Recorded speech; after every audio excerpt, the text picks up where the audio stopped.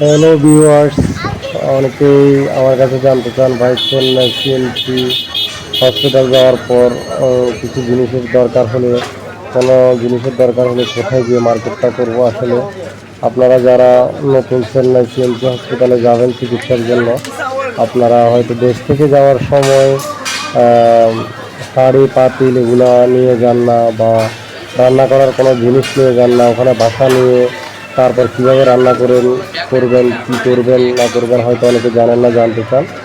আসলে এই ভিডিওটা হচ্ছে তাদের জন্য। এটা হচ্ছে চেন্নাই সিএমসি হসপিটালের অপর সাইডে মার্কেটটি অবশ্য আছে, আপনারা গেলে দেখতে পাবেন। আর এখানে সব ধরনের জিনিস পাওয়া যায়, আপনার নিত্য প্রয়োজনীয় যত জিনিসের দরকার তো তার সব কিছু এখানে পাওয়া যায়, তবে দামটা একটু বেশি। অন্যান্য সাইটের সাইটে সিএমসি হসপিটালের মার্কেটের সামনে যে দোকানগুলো আছে, এই দোকানে যদি আপনি কোনো কিছু কিনতে যান তাহলে দামটা অনেক বেশি পড়বে।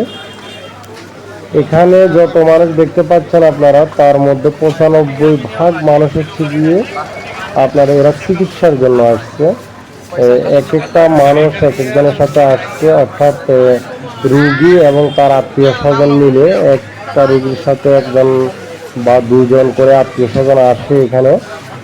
কেননা রুগী তার সুচিকিৎসার জন্য সিএমসি হসপিটালে আসলে সে তো আর একা একা করতে পারবে না, তাই তার সাথে যারা আসে তারাই মূলত মার্কেটে আসে, তারা মার্কেট করে নিয়ে যায়।